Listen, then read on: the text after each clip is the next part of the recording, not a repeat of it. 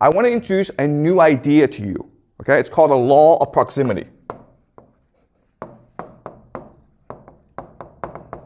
The law of proximity, the idea is this. Whenever you play a game, you're not just playing one game. You're playing many, many different games. And the game that you choose to play is the one that is most proximate to you, the one that is most close to you. And that impacts your decision making the most. Okay, so that's a law of proximity. So let me explain to you what this means using an analogy, okay? Let's just use your life. You are playing actually multiple games every single day, all right? So let's examine this.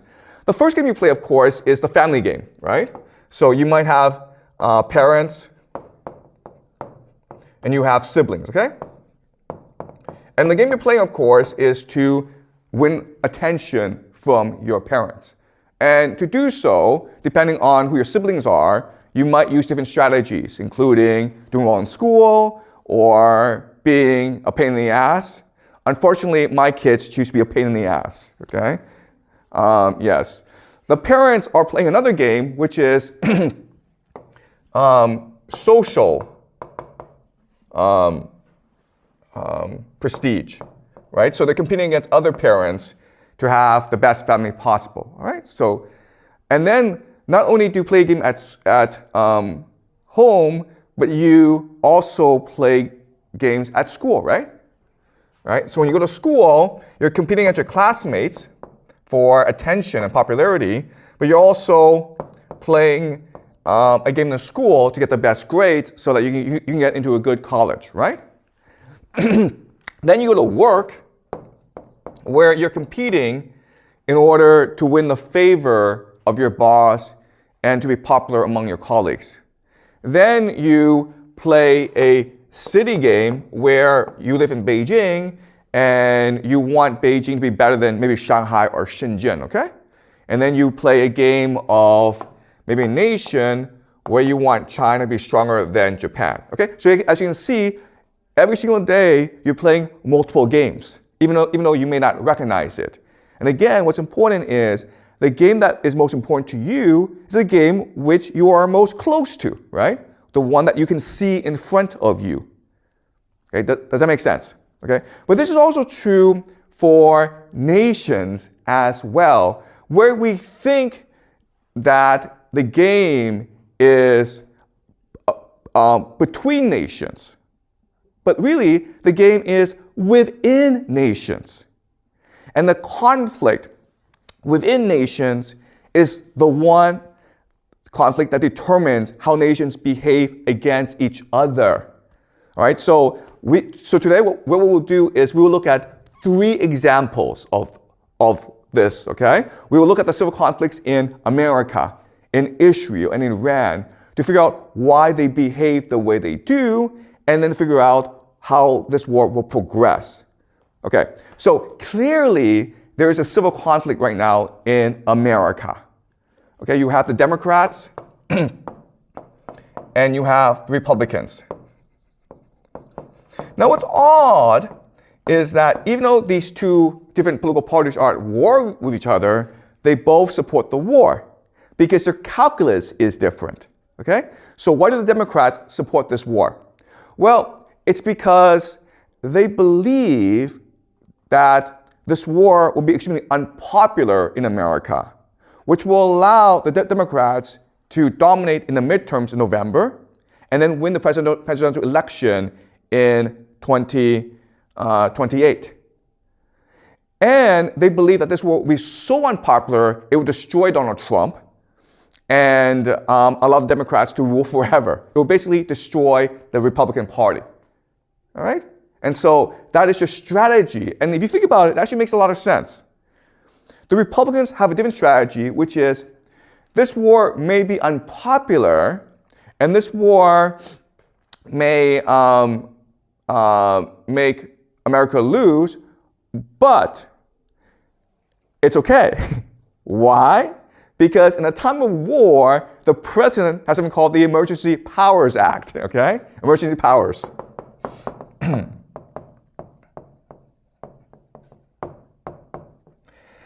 emerging powers allows the president to essentially suspend the Constitution and to suspend or delay elections. Also, the Republicans want to pass something called Save America Act. Okay?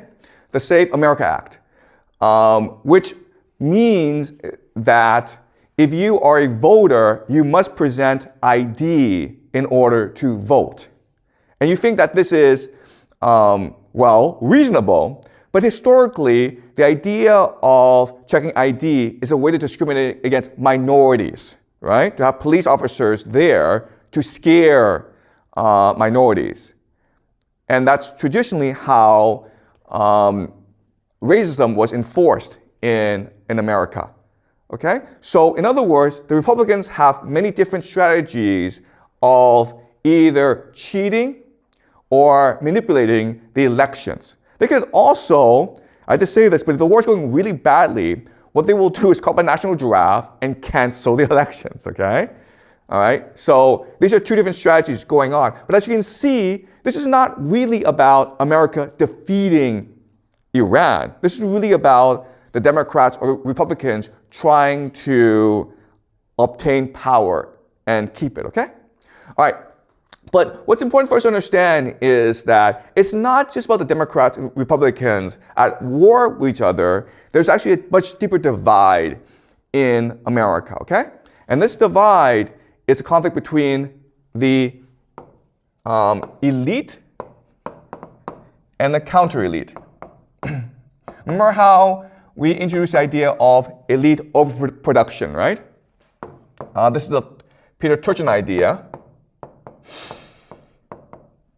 And he argues that what leads to civil war is that you have too many elite who want to be the ones in power. Power is a zero-sum game, and therefore, when you have elite overproduction, they have to go to war against each other in order to have the power.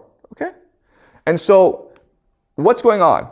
Who are the elite and who's the counter-elite? Well, I mean, to put it very simply, the Democrats represent the elite, and the Republicans represent the counter-elite, okay? So, basically, the elite is the empire. And counter-elite is MAGA, which is America First. And so they have two different ideals for America. The empire is to maintain the current global order, right?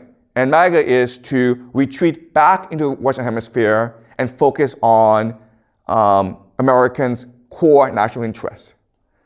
Right? They're also divided into finance and AI. Okay? So in other words, Wall Street are the main backers of the current elite, and then Silicon Valley are the main backers of the counter elite. Okay? So these people are interested in maintaining the status quo. They are interested in a revolution, right? And so this is the main divide in America that will eventually lead to a civil war, like an actual civil war, okay?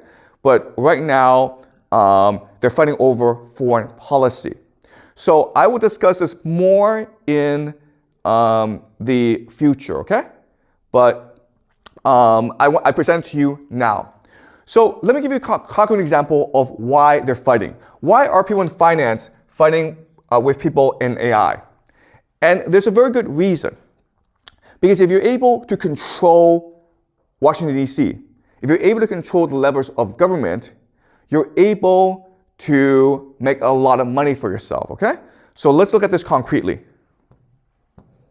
Okay, what people don't really understand is that both finance and AI are bubbles that will burst. They're parasites, okay? So finance is a parasite because there's something called a private credit bubble, all right? Private credit bubble, the idea of private credit is very simple. Rather than banks issuing loans to companies, companies privately issue loans to other companies. And you would think that these companies would be very careful with who they lend to and how much they lend to, right? That's not true though, okay? Why? Because in 2008, these banks destroyed the global economy and the American government bailed them out, right? They suffered no consequences. This idea of moral hazard. If you do not suffer consequences for your stupidity, well, you're just going to be more stupid in the future, okay? So these companies believe that we control Washington, D.C., therefore we can be as risky and stupid as we want. So they're giving out lots and lots of silly loans to companies because they collect a fee for these loans, right? And then when these loans don't actually work out, meaning the companies go bankrupt, what they do is they say, oh, we'll lend you some more money to keep afloat, okay? So now this problem has reached about $2 trillion. And so they think that, okay, well, worst case scenario, the government will bail us out if we all go bankrupt because we're too big to fail. And all our friends are in government. Okay? That's their mentality. And in 2008, that worked. But there's a problem today, which is there's also another group that's doing the same crap, okay? And it's called the AI bubble. All right, so if you look at AI bubble, you've got companies like Microsoft, OpenAI, Oracle, NVIDIA, okay, lots and lots of different companies. And the way they operate is they just lend money to each other, okay? It's like, I give you $1 billion, then you give me $1 billion, and now we have $2 billion. Okay? It's a circle jerk. And it's getting a lot of money from the GCC and other investors. The problem, of course, is what's happening in the war, right? So if the GCC can no longer put more money into this bubble, then eventually this bubble will have to burst. But they're like, that's okay. Why? Because we control Trump. We control the White House. We are the stock market. Therefore, Washington, D.C. will bail us out. Okay? So that's the war going on, where you have two parasitic forces, the finance sector and the tech sector, and they are all looking for government bailouts when their bubble bursts. But the government doesn't have infinite money. It can only bail out one side, right? So they're going to fight over with the government. They're going to fight over who bails who out, okay? If the Democrats can win the House and the presidency in 2028, then the private credit people will get bailed out. But if Trump and his people stay in power in 2028, then the AI people will get bailed out, okay? So that's the civil war going on in America right now. We'll discuss this more later in the future, but I just present to you right now, okay? And then, of course,